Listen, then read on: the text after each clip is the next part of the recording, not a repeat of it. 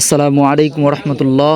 ইকরা ইসলামী টেলিকমের পক্ষ থেকে আপনাকে স্বাগতম। তো আজ আমরা এই ভিডিওর মাধ্যমে দেখব যে ট্রানজ্যাকশন আইডিও বসানো ছাড়া টাকা পাঠানোর সাথে সাথে ব্যালেন্স যেন অটোয়েড হয়ে যায়। তো আমরা এই বিষয়টা নিয়ে আলোচনা করব। ট্রানজ্যাকশন আইডিও এখন থেকে আর বসানো লাগবে না। তো চলুন মূল কাজে চলে যাওয়া যায়, তো কীভাবে আমরা আধুনিকভাবে ব্যালেন্স সেট করব। তো সেক্ষেত্রে আমরা কী করবো, ইকরা ইসলামী টেলিকম ওয়েবসাইটে প্রবেশ করব। করার পর আমরা ট্যাপ ফর ব্যালেন্সে ক্লিক করব। ট্যাপ ফর ব্যালেন্সে ক্লিক করে আমরা ব্যালেন্সটা দেখে নিব। দেখেন আমার মেন ব্যালেন্সে 52 টাকা আছে, ড্রাইভ ব্যালেন্সে 0 তো আমি এখন ড্রাইভ ব্যালেন্সে ব্যালেন্স নিব অফার নেওয়ার জন্য। তো সেক্ষেত্রে আমরা কী করব, এই যে অ্যাড ব্যালেন্সে ক্লিক করব। অ্যাড ব্যালেন্সে ক্লিক করার পর এখানে আমি ড্রাইভ সিলেক্ট করে দিলাম, কনফার্ম ক্লিক করলাম। কনফার্মে ক্লিক করার পর আমরা এখানে পেমেন্ট নাম্বার পেয়ে যাবো অনেকগুলো। আপনি কিসের মাধ্যমে পেমেন্টটা করতে চাচ্ছেন সেই বিষয়টা আপনি সিলেক্ট করবেন। তো আমি এখান থেকে বিকাশ থেকে যেহেতু টাকা অ্যাড করবো, তো বিকাশে চলে গেলাম।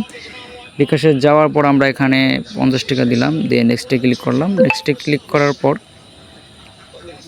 দেখেন এখানে আমাদের কিন্তু বিকাশ নাম্বারটা শো করতেছে, এই যে 62 এই নাম্বারটা আমি কপি করে নিলাম। নাম্বারটা কপি করা হয়ে গেলে সরাসরি আমরা বিকাশে চলে যাব, ঠিক আছে। তো আমি আমার বিকাশ অ্যাপসে চলে আসছি। বিকাশ অ্যাপসে আসার পরে এই সেন্ড মানি অপশনে ক্লিক করব। সেন্ড মানি অপশনে ক্লিক করার পর নাম্বারটা কপি করে নিয়ে আসছি, নাম্বারটা এখানে পেস্ট করে দেবো।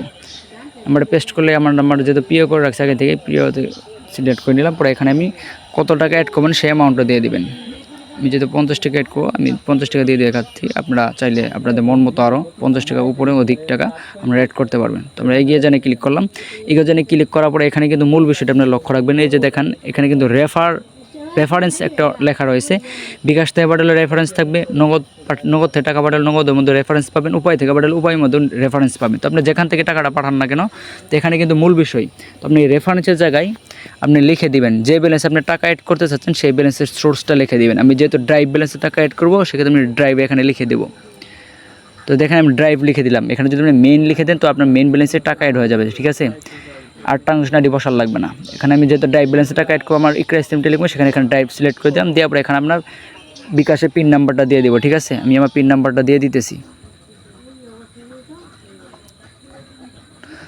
তো আমার বিকাশে পিন নাম্বারটা দেওয়া হয়ে গেছে। এখন পিন কনফার্ম করুন, এখানে ক্লিক করে আমরা এগিয়ে যাবো। যাওয়ার পরে এখানে দেখেন আমার কিন্তু রেফারেন্সে ড্রাইভ লেখাই রয়েছে। তো সেখানে আমরা কী করবো, সেন্ড মানিটা করে দিব।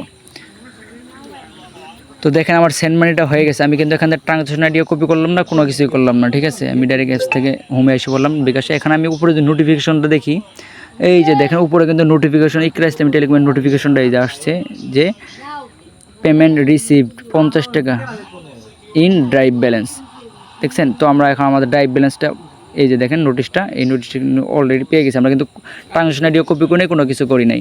তো আমরা প্রথমে আগে ব্যালেন্সটা চেক করে আসি যে আমাদের ব্যালেন্সটা অ্যাড হয়েছে কিনা।